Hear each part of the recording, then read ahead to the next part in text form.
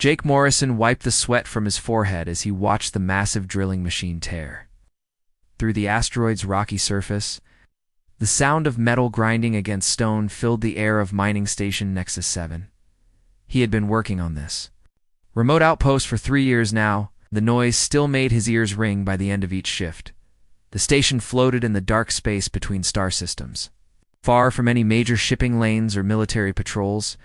It was exactly the kind of place where people came to disappear from their old lives. Jake had his own reasons for being here, but he kept those to himself. "Another good day," he said to Maria Santos, who was checking the mineral readings on her tablet. She looked up and smiled, her face dirty from the day's work. "Better than good," Maria replied. "You just hit a new vein of rare metals. The company will be happy about this."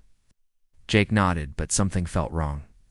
Over the past few weeks, he had noticed strange ships coming and going from the station. Ships that didn't match any mining company records. Ships that looked more like military vessels than cargo haulers. 2 days ago, he had seen something that made his blood run cold. While checking the outer docking bay, he spotted several containers being moved in secret. Markings on those containers belonged to the Caltharian Syndicate, a criminal organization that controlled illegal mining operations across the galaxy. Jake knew about the Caltharians from his time in the Earth's Colonial Defense Force. They were ruthless, violent, and had no respect for human territorial rights. If they were operating on Nexus 7, it meant trouble for everyone on the station. He tried to report what he saw to Station Commander Davis, but the man seemed nervous and distracted. Davis had been acting strange lately, avoiding eye contact and cutting conversations short. Jake began to suspect that his commander might be involved with the Caltharian somehow. That evening, Jake sat in his small quarters, staring at his computer screen. He had copied some files from the station's shipping records before anyone noticed.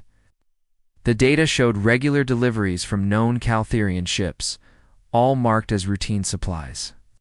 But Jake knew better. The amounts and timing didn't match normal supply runs. He thought about his options. He could try to contact Earth's Colonial Command, but communications to Earth took weeks from this remote location. He could confront Commander Davis directly, but that might put his life in danger. Or he could gather more evidence and wait for the right moment to act. Jake decided to keep watching and collecting information.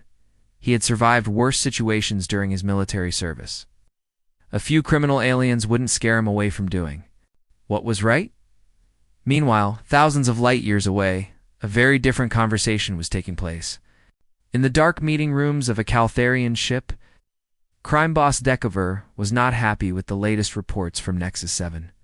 "You tell me that one human worker has seen too much?" Decaver hissed through his sharp teeth. "One single human threatens our entire operation." His lieutenant, a nervous Caltharian named Greichtel, shifted uncomfortably. "Yes, sir. Our contact on the station says this Jake Morrison has been asking questions and copying files. He used to be a soldier. It might cause real problems if we don't deal with him soon." That Versailles glowed with anger. "Then we will deal with him. But it must look like an accident. We cannot afford to draw attention from Earth's military forces." "What do you suggest, sir?" "Suggest we hire the best," Decafor said with a cruel smile. "Contact Vexstar. Tell him we have a job for him." The name Vexstar made Greichtel's skin crawl. Everyone in the criminal underworld knew about the Zephyrian assassin. He was said to be the most deadly killer in the galaxy, able to murder any target without leaving a trace. His biotoxins could kill any known species in seconds, and he had never failed to complete a contract. "Sir Hiron, Vexstar will be very expensive," Greichtel warned. "The cost doesn't matter," Vector replied. "This human has already cost us too much. I want him dead within a week." Back on Nexus 7, Jake was finishing his evening meal when Maria sat down across from him in the station's small cafeteria, looked worried about something. "Jake, have you noticed anything strange lately?" she asked, keeping her voice low. "Strange how?" Jake replied, though he had a good idea what she meant. "No. People arriving, weird cargo shipments. Commander Davis acting like he's scared of his own shadow?" Maria leaned closer. "I think something bad is happening here." Jake studied her face. He had known Maria for 2 years, and she was smart and observant. She was noticing the same things he was, then the situation was becoming obvious to others as well. "What do you think we should do?" he asked. "I think we should be very careful," Maria said, "and maybe start keeping records of everything we see." Jake nodded. "Good idea. But Maria, if things get dangerous, you need to stay away from me. I have a feeling that whatever's going on here, I'm the one they're worried about." "Why would they worry about you specifically?" "Because I used to hunt criminals like them for a living," Jake said quietly. "And once a hunter, always a hunter." That night, Jake couldn't sleep. He kept thinking about the Caltherian containers and Commander Davis's strange behavior. He had seen enough criminal operations during his military service to know the signs. The Caltherians were using Nexus 7 as a base for their illegal mining activities in human space. The question was, what were they planning to do about him? Got up and walked to his small window. Outside, space looked empty and peaceful. But he knew that danger could come from anywhere in the dark void between stars. He had survived combat on 3 different worlds during his time with the Colonial Defense Force. He wasn't about to let some alien criminals scare him into silence. Unknown to Jake, his name was already being spoken in whispered conversations on ships light years away. Vexstar had accepted the contract and was already making his way toward Nexus 7. The Zephyrian assassin had studied hundreds of different species over his long career, and he knew exactly how to kill each one. Humans were new to the galactic community. But that didn't worry Vexstar. His Venom had never failed to kill any target, regardless of their species or biology. He expected this job to be just as easy as all the others. As Jake finally drifted off to sleep, he had no idea that death was already traveling toward him through the cold darkness of space. But even if he had known, it wouldn't have changed his mind about doing what was right. Some things were worth fighting for, even if it meant risking everything. The trap was being set, and both hunter and prey were moving toward their inevitable meeting. But in this deadly game, neither side knew what the other was truly capable of. Jake Morrison was about to discover just how far criminals would go to protect their secrets, and Vexstar was about to learn that humans were far more dangerous than anyone in the galaxy realized. 3 days later, a sleek transport ship docked at Nexus 7's main bay. The ship's registration showed it as a routine trade vessel carrying supplies for the mining operation. But the being who stepped off the ship was far from routine. Vexstar moved through the station's corridors with the fluid grace of a predator. He stood nearly 7 feet tall, his scaled skin a dark green that seemed to shift color in different light. His reptilian features were sharp and angular, with cold yellow eyes that missed nothing. Most beings who saw him felt an immediate sense of unease, though they couldn't always explain why, to anyone watching. Vexstar appeared to be just another alien trader looking for business opportunities. He carried proper identification and spoke with the polite tone of someone interested in mining contracts. He was studying every detail of the station's layout and security systems. Commander Davis met Vexstar in his office, clearly nervous about the meeting. The station commander's hand shook slightly as he reviewed the fake trade documents. "Everything appears to be in order," Davis said, trying to keep his voice steady. "How long will you be staying on the station?" "It's only a few days," Vexstar replied, in a voice like silk over steel. "I need to evaluate your operation before making any business commitments. I trust you'll give me full access to observe your mining procedures." "Of course," Davis nodded quickly. "Anything you need." Vexstar smiled, showing rows of needle-sharp teeth. "Excellent. I'm particularly interested in observing your day shift. Foreman. Jake Morrison, I believe. I've heard he's quite experienced in mining operations." Davis's face went pale. "Yes, he's very experienced. One of our best workers." "Perfect," Vexstar said. "I look forward to meeting him." After the fake trader left his office, Davis sat alone and wondered how much longer he could keep this charade going. The Caltherians had made it clear that his cooperation wasn't optional. They knew about his gambling debts and his family back on Earth. As long as he did what they asked, his wife and children would be safe. Meanwhile, Jake was working in the SC deep mining tunnels, completely unaware that death had just arrived on his station. He operated the heavy drilling equipment with the skill that came from years of experience. The work was hard and dangerous, but it gave him time to think. He had been gathering more evidence about the Caltherian operation over the past few days. Hidden cameras in the cargo bays showed unmarked containers being moved in secret. Financial records revealed payments to shipping companies known to work with criminal organizations. The pattern was clear to anyone who knew what to look for. Maria Santos joined him during the lunch break, carrying her usual meal of processed protein and synthetic vegetables. "Any luck with your research project?" she asked quietly, referring to Jake's investigation without saying it directly. "Making progress?" Jake replied. "I think I'll have enough information soon to contact the right people." "Be careful, Jake. I've noticed some new faces around the station. Security seems different too." Jake nodded. He had noticed the changes as well. Commander Davis had hired additional security personnel over the past week, claiming they were needed for routine protection. But Jake's military training told him these weren't normal security guards. They moved like soldiers, and their eyes constantly scanned for threats. That afternoon, Vexstar began his careful study of Jake Morrison. The assassin positioned himself in the station's observation areas, watching the human work through reinforced windows. He noted Jake's routines, his work patterns, and the times when he was most isolated from other station personnel. What Vexstar saw impressed him despite himself. Jake moved with the confidence of someone comfortable in dangerous environments. His work was efficient and precise, and he seemed to notice small details that others missed. This was clearly not an ordinary mining worker, Vexstar accessed the station's personnel files to learn more about his target. Jake's official record showed several years of mining experience and basic technical training. But the assassin's contacts in the criminal underworld had provided additional information. Jake Morrison was a former Earth Colonial Defense Force soldier with combat experience on multiple worlds. This knowledge didn't concern Vexstar. He had killed soldiers before, from dozens of different species. Military training might make the hunt more interesting, but it wouldn't change the outcome. His venom was perfect and absolute. No known species could survive it. However, Vexstar was a professional who believed in thorough preparation, spent hours studying human biology from the station's medical database.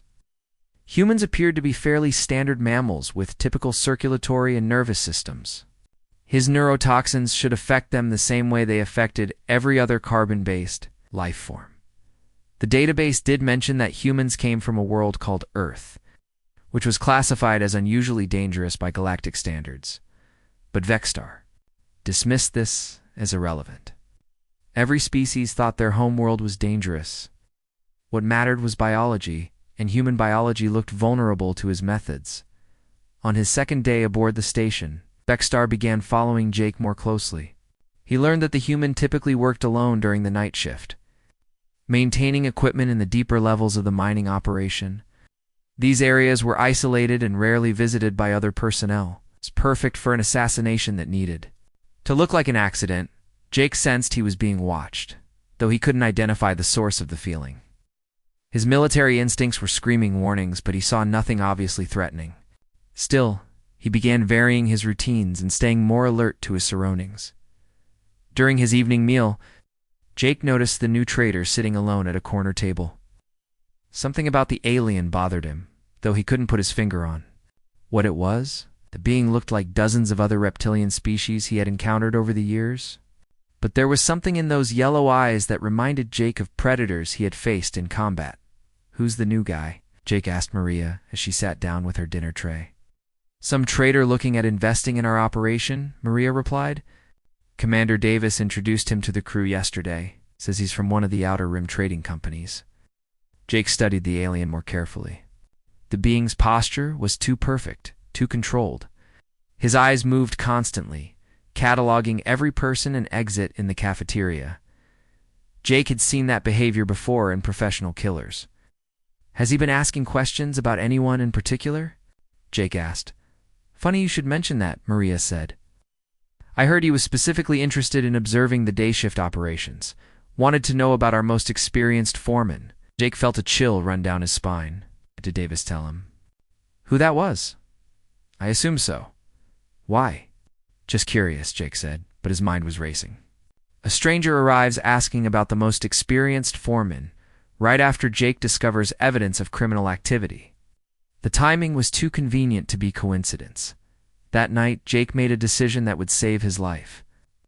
Instead of following his normal routine and working alone in the deep tunnels, he decided to stay in the more populated areas of the station. He told his supervisor that he needed to perform routine maintenance on the main drilling equipment. Vexstar waited in the darkness of the lower levels, expecting his target to arrive for the night shift. The assassin had chosen his ambush point. Carefully, a maintenance corridor with no security cameras and only one exit. When Jake didn't appear at his usual time, Dexter began to suspect that his target might be more alert than expected. The hunter realized he was dealing with prey that could think and adapt. This would require a different approach. Vexter smiled. In the darkness, his fangs gleaming, the challenge would make the eventual kill more satisfying. Jake worked through the night in the main mining area, surrounded by other workers and security cameras. Every shadow seemed to hide potential threats, and every sound made him turn to look. He knew that something was very wrong on Nexus 7, and he suspected that he was at the center of it. The deadly game of cat and mouse had begun, with both sides testing each other's abilities. But neither Jake nor Vexstar truly understood what they were dealing with. The human had no idea that one of the galaxy's most feared assassins was hunting him. And the assassin had no idea that humans were far more dangerous than anyone realized. For 2 more days, Jake and Vexstar circled each other like wolves testing for weakness. Jake continued to vary his routines and stay in populated areas, while Vexstar studied every detail of the human's behavior. The assassin was growing impatient, but he remained professional. Patience was often the difference between success and failure in his line of work. On the 5th night since Vexstar's arrival, an emergency alarm sounded throughout the station. One of the deep mining drills had malfunctioned, and dangerous gas was leaking into the lower tunnels. All non-essential personnel were ordered to evacuate the area immediately. Jake was in the main control room when the alarm went off. As the most experienced maintenance worker on the station, he knew he would be expected to help fix the problem. Commander Davis appeared on the control room's communication screen, looking more nervous than usual. "Morrison, I need you to go down to level 7 and shut off the emergency valves," Davis ordered. "The automated systems aren't responding, and we need someone who knows those tunnels." Jake hesitated. Level 7 was one of the most isolated areas of the station, far from help and with limited communication access. Every instinct told him this was a trap. "Sir, shouldn't we send a full maintenance team?" Jake asked. "If there's really a gas leak, one person might not be enough to handle it safely." "There's no time," Davis replied quickly. "Gas could spread to other levels if we don't act fast. You're the only one qualified to handle this type of emergency." Jake looked around the control room. The other workers were watching him, waiting to see what he would do. If he refused to go, it would look like cowardice. But if he went, he might be walking into an ambush. Maria Santos stepped up beside him. "I'll go with you," she said. "Need someone to monitor the communications equipment while you work on the valves?" "No," Jake said firmly. "If there really is a gas leak, it's too dangerous for 2 people. I'll go alone." Maria started to argue, but Jake cut her off with a look. Couldn't let her walk into whatever was waiting for him in the lower levels. This was a trap. He would face it alone. Jake gathered his emergency equipment and headed for the transport lifts that led to the deeper mining levels. As the lift descended through the station's layers, he checked his portable communication device. The signal was weak, but functional. At least he would be able to call for help if needed. Level 7 was dark and quiet when Jake arrived. The emergency lighting cast strange shadows on the metal walls, and the air recycling systems made low humming sounds that seemed louder than usual. Jake moved carefully through the corridors, following the route to the emergency valve controls behind him. Moving like a shadow through the darkness, Vexstar followed at a safe distance. The assassin had been monitoring the station's communication systems and knew about the fake emergency. He had suggested the idea to Commander Davis as a way to isolate the target in a location where no one would think to look for him for hours. Jake reached the valve control station and began examining the equipment. As he suspected, there was no gas leak. All the readings showed normal atmospheric conditions throughout. Level 7. Someone had triggered a false alarm. To get him down here alone, he was reaching for his communication device to report the false alarm when he heard a soft sound behind him. Jake turned quickly, his military training taking over. In the dim emergency lighting, he saw a tall figure standing in the corridor entrance. "Jake Morrison," Vexstar said, stepping into the light. His voice was calm and professional, like a businessman discussing a contract. "I believe you have something that belongs to my employers." "I don't know what you're talking about," Jake replied, keeping his voice steady despite the fear growing in his chest. He recognized the alien from the cafeteria, but now the being's true nature was obvious. This was no traitor. "You have been collecting information about certain business operations on this station," Vexstar continued, moving closer with fluid grace. "Information that could cause problems for my clients. They would prefer if that information disappeared, along with the person who collected it." Jake's hand moved slowly toward the emergency toolkit on his belt. Among the standard maintenance tools was a plasma cutter that might serve as a weapon. But Vexstar noticed the movement and smiled, showing his needle-sharp fangs. "Please don't make this more difficult than necessary," the assassin said. "I am very good at what I do. You will die regardless of how much you struggle. The only question is whether it will be quick and painless or slow and agonizing." "You're all making a mistake," Jake said, still trying to reach his tools without being obvious about it. "I'm not the only one who knows about the Caltherian operation. If something happens to me, others will continue the investigation." "Perhaps," Vexstar replied, "but that is not my concern. I was hired to eliminate you, not to solve all of my employer's problems." The assassin moved with sudden, blinding speed. His alien physiology allowed him to cross the distance between them in a heartbeat. Jake barely had time to react before Vexstar was on him, knocking him backward against the valve control panel. Jake fought back with everything he had learned. During his military service, he managed to land several solid punches and even got his hands around the plasma cutter. But Vexstar was stronger and faster than any human. The alien's scaled skin seemed to absorb impacts that would have dropped a normal opponent. Within moments, Vexstar had Jake pinned against the control panel. The assassin's powerful hands held the human's arms immobilized while his reptilian face moved closer to Jake's neck. "You fought well for a human," Vexstar said with what might have been respect. "I have killed many soldiers from many species. Most do not last as long as you have." Jake struggled desperately, but he couldn't break free from the alien's grip. He could see Vexstar's fangs extending from hidden sheaths in his mouth, glistening with some kind of fluid.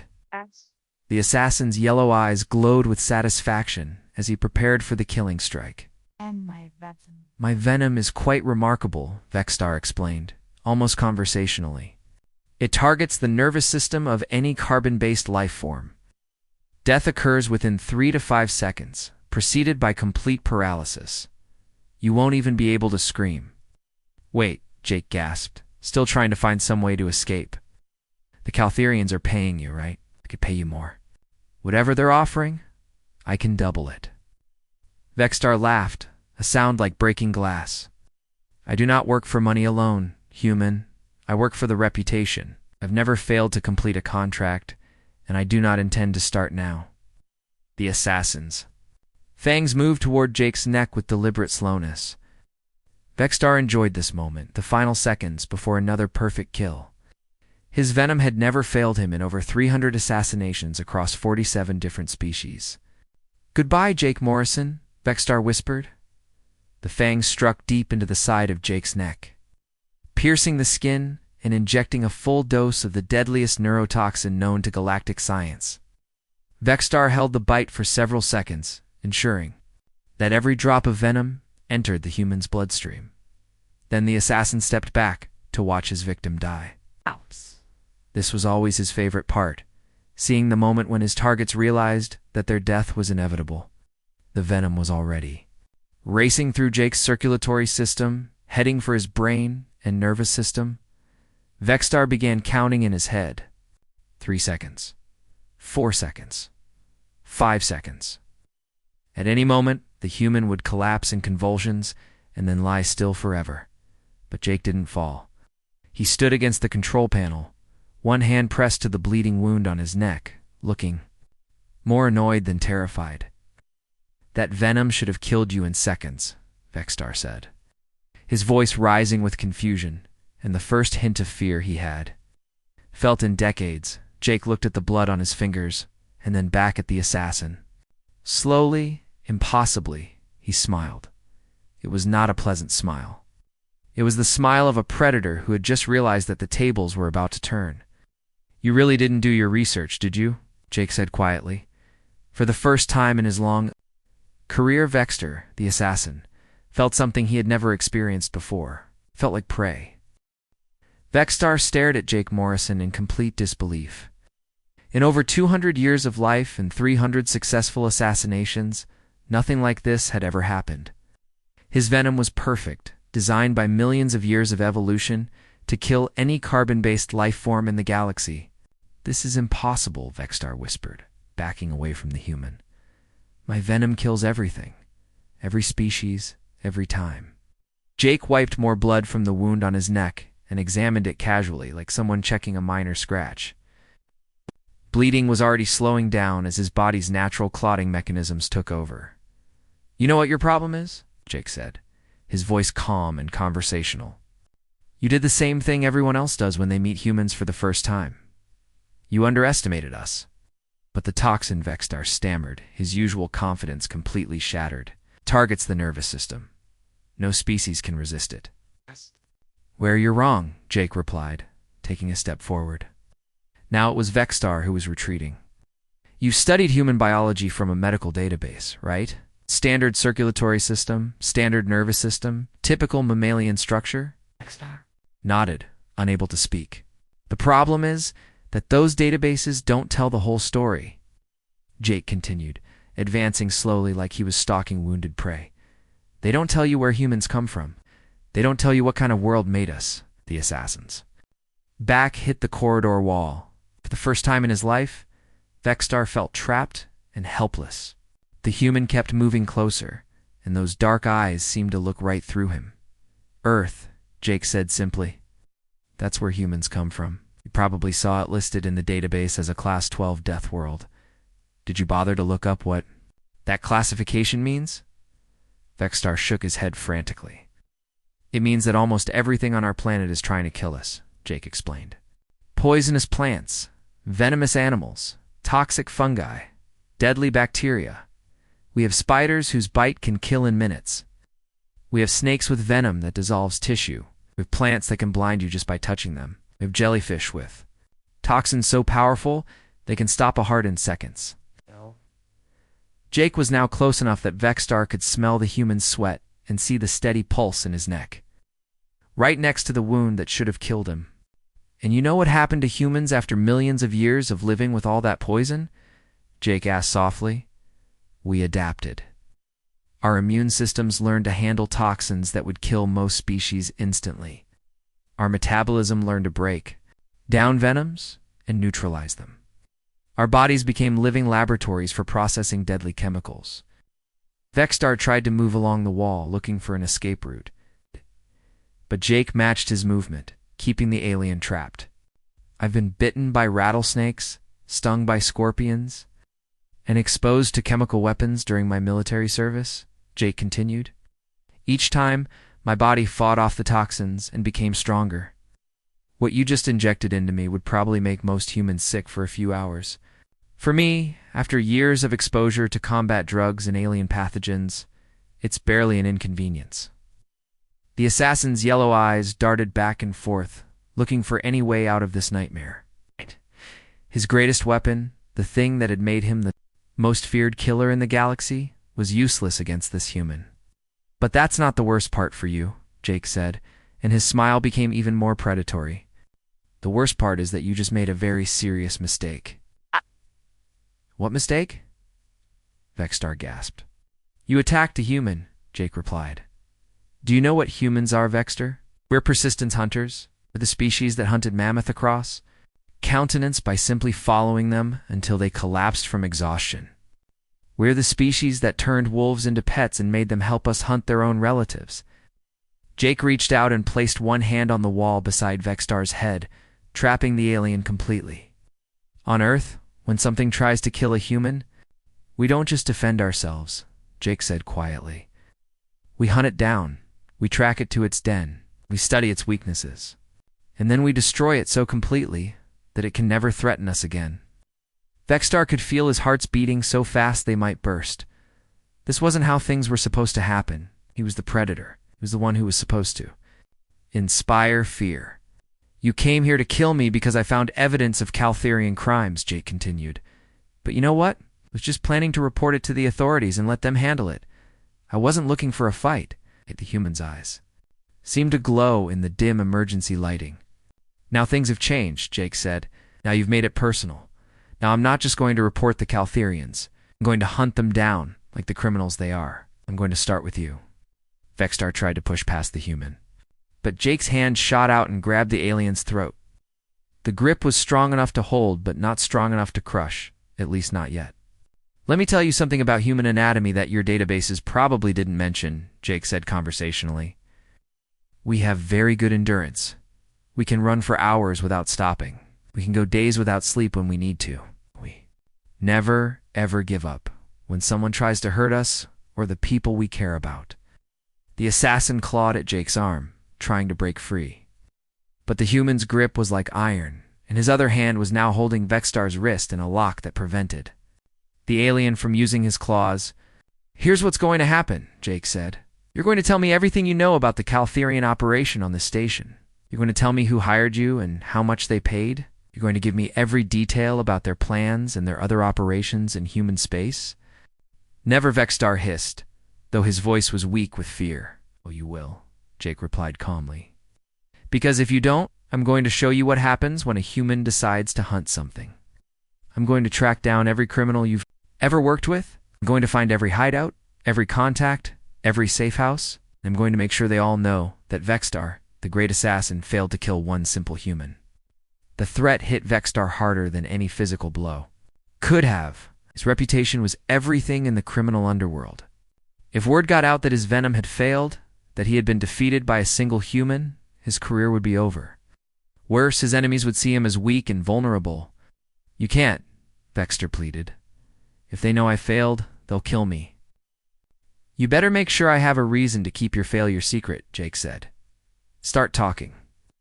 Vexstar looked into the human's eyes and saw something that terrified him more than death. He saw the cold, patient determination of a true predator. This wasn't the desperate fight of cornered prey. This was the calculated hunting behavior of a species that had climbed to the top of one of the galaxy's most dangerous food chains. The Caltherians have been using this station for 6 months, Vexstar began, his voice barely a whisper. They're mining rare metals in human space without permits. Commander Davis is working with them because they threatened his family. Keep going. Jake said, they have operations on 12 other human stations, Vexstar continued, all using the same method. Find station commanders with vulnerabilities and force them to cooperate. Jake's grip tightened slightly. Who's running the operation? Crime boss Thekfer. Vexstar gasped. He's based on a mobile command ship that moves between systems. I've never seen it, but I know it exists. How much did they pay you to kill me? 50,000 galactic credits, Vexstar admitted. Jake smiled again. Vexstar realized that the human had been recording their entire conversation on a device hidden in his work clothes. Thank you for your cooperation, Jake said politely. Now we're going to take a little walk to the security office. You're going to repeat everything you just told me for the official record. And if I refuse? Jake leaned closer until his face was inches from Vexstar's. Then I let you go and give you a 10-minute head start before I start hunting you. How long do you think you'll last on a space station with no way off and nowhere to hide? Vexstar thought about the human's words and realized he had no choice. Jake Morrison wasn't just immune to his venom. The human was a more dangerous predator than Vexstar had ever been. And now the hunter had become the hunted. Jake marched Vexstar through the station's corridors at gunpoint. Using the plasma cutter from his toolkit as a makeshift weapon, the assassin moved like a broken creature, all his deadly confidence replaced by the shuffling gait of defeat.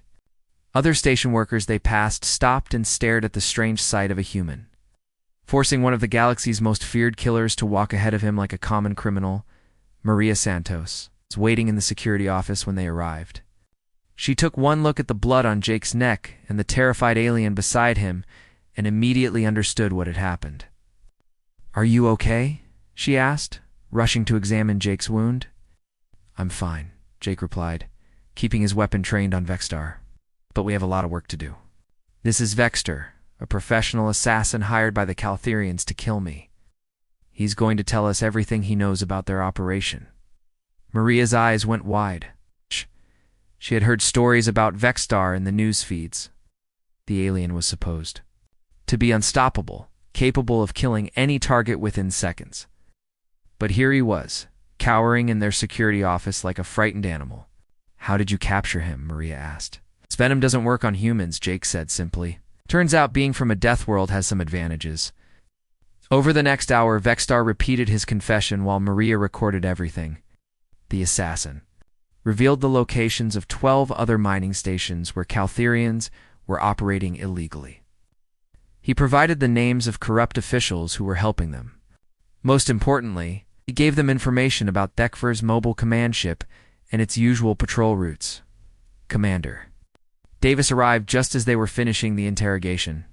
The station commander looked pale and sick when he saw Vexter in custody. "Jake, I can explain," Davis began, but Jake cut him off with a raised hand. "You don't need to explain anything," Jake said calmly. "Vexstar already told us about your family being threatened. You're a victim in this, not a criminal." Davis's relief was obvious. "What happens now?" "Now we contact Earth Colonial Command and the Galactic Peacekeepers," Jake replied. "We're going to shut down this entire operation." While Maria sent encrypted messages to the authorities, Jake sat down across from Vexstar in the station's detention cell. The assassin was curled up in the corner, still unable to believe what had happened to him. "I've been thinking about something," Jake said conversationally. "You told me you've killed over 300 beings from 47 different species. That's quite a record." Vexstar didn't respond. "But here's the thing," Jake continued. "How many of those victims ever fought back? How many of them were soldiers or hunters or predators themselves?" The assassin finally looked up. "What do you mean?" "I mean, you've spent your whole career picking on prey animals," Jake said. "Traitors, politicians, civilians, people who never expected to be attacked and didn't know how to fight back. You've never actually faced another predator before." Vexstar's yellow eyes narrowed. "You think humans are predators?" "I know we are," Jake replied. "We're just very good at hiding it. We smile and shake hands and pretend to be civilized. Underneath all that politeness, we're still the same species that hunted every large animal on our planet to near extinction. We're still the same species that figured out how to make fire and tools and weapons." Jake leaned forward in his chair. "Do you want to know the real difference between humans and every other species you've encountered?" Vexstar remained silent, but Jake could see he was listening. "Most species develop technology to make their lives easier," Jake said. "They invent better ways to grow food, build shelter, communicate with each other. Humans do all of that too, but we also do something else. We invent better ways to kill things." The human gestured to the walls around them. "This mining station, it's built with technology that humans originally developed for military purposes. The power systems, the life support, the communication arrays, all of it started as weapons. Research. Even our mining equipment can be turned into weapons if we need it to be." Vexstar shuddered involuntarily. "Every human child grows up hearing stories about heroes who fought against impossible odds and won," Jake continued. "We teach our young that there's no such thing as an unbeatable enemy. We believe that any problem can be solved with enough determination and the right application of violence." 3 hours later, the first Galactic Peacekeeper ships arrived at Nexus 7. The Peacekeepers were an elite law enforcement organization that handled crimes involving multiple species. They took Vexstar into custody and began preparing for a major operation against the Caltherian Syndicate. Captain Lisa Chen of the Peacekeeper vessel Thunder's Edge met with Jake and Maria in the station's conference room. She was a stern woman, with the bearing of someone who had seen too much violence in her career. "We've been trying to catch Vexstar for 15 years, Captain Chen said. The fact that a single human not only survived his attack but captured him alive is remarkable." "How did you know his venom wouldn't kill you?" "I didn't," Jake admitted. "I just got lucky that my biology was different enough to resist it." Captain Chen studied him carefully. "Mr. Morrison, would you be interested in working with the Peacekeepers? We could use someone with your skills and experience," Jake considered. "The offer? What would the job involve?" "Hunting down criminals who think they're untouchable," Captain Chen replied. "Showing the galaxy that no one is beyond the reach of justice." Jake smiled, and Captain Chen was reminded of stories she had heard about human persistence hunters. "I'm interested." Over the following weeks, the Peacekeepers used Vexstar's information to launch simultaneous raids on all 12 mining stations, controlled by the Caltherians. The criminal organization's entire operation in human space collapsed in a single day. The Kaver's command ship was captured while trying to flee to neutral territory. The news of these events spread quickly through the galactic criminal underworld. The story of how a human had not only survived Vexstar's venom but captured the assassin alive became legendary. Criminal organizations throughout the galaxy began to reconsider their plans involving human targets. More importantly, the galactic community began to see humans in a new light. Earth was no longer viewed as a primitive world populated by harmless mammals. Scientists began studying human biology more carefully, discovering that humans had natural resistances to dozens of toxins and diseases that affected other species. Military analysts started reviewing human combat records from the Colonial Defense Force.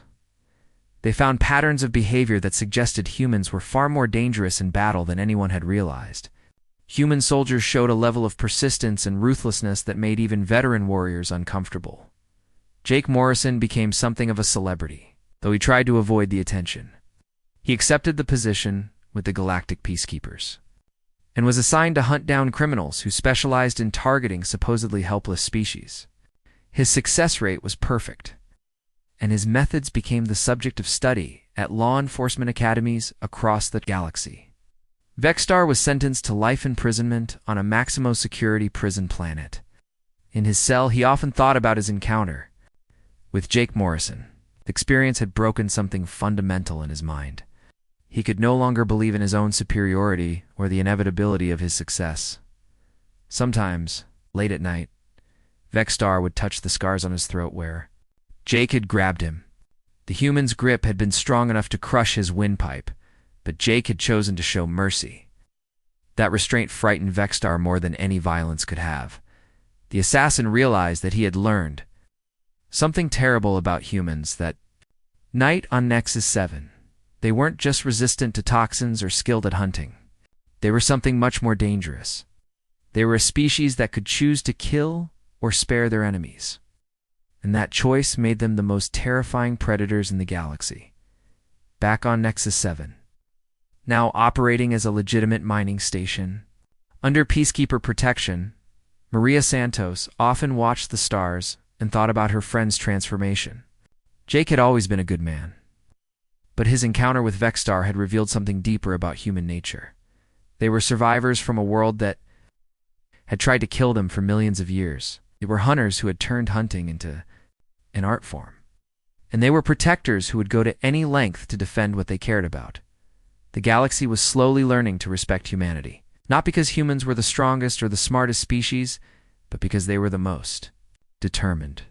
When a human decided that something needed to be done, it would be done regardless of the cost or the obstacles in the way.